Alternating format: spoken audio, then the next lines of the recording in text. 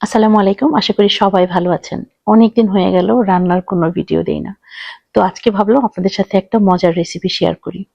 আজকে আমি যেটা রান্না করব সেটা হচ্ছে কাটা মসলার মাংস। সেখানে আমি যে মসলাগুলো নিব সেগুলো হচ্ছে এই প্লেটেই আছে। পেঁয়াজ, রসুন, আদা, তারপর গোটা গরম মসলা যা কিছু আছে সব আস্ত, কোনো গুঁড়ো মসলা না।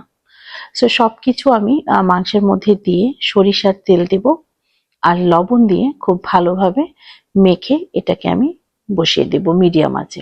15 থেকে 20 মিনিটের মতো মিডিয়াম আঁচে রান্না করবেন। মাঝে মাঝে জাস্ট উঠিয়ে দেখবেন যেন পাতিলের তলায় লেগে না যায়। সো এইভাবে রান্না করবেন। মাংস থেকে যে পানিটা ছাড়বে সেটা দিয়ে এটা সিদ্ধ হবে। এক্সট্রা কোনো পানি দেওয়ার দরকার নেই। প্রথম 15 থেকে 20 মিনিট মিডিয়াম টু হাই আঁচে রাখবেন, তারপর মিডিয়াম টু লো আঁচে রাখবেন। মাংস থেকে যে পানিটা ছাড়বে সেটা দিয়েই এটা সেদ্ধ হয়ে যাবে। এক্সট্রা কোনো পানি দিবেন না, তাহলে টেস্টটা পুরোপুরি নষ্ট হয়ে যাবে। সো এরকম রান্না করতে করতে একটা সময় যখন দেখবেন যে মাংস সেদ্ধ হয়ে এসেছে, এই পর্যায়ে তখন কাঁচামরিচ দিয়ে দেবেন।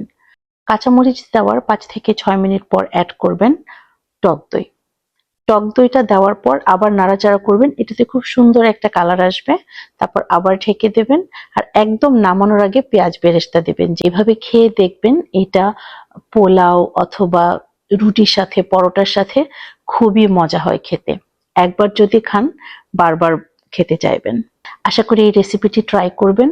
এটা খুবই মজার এবং খুবই সহজ একটা রেসিপি। আশা করি আপনাদের ভালো লাগবে।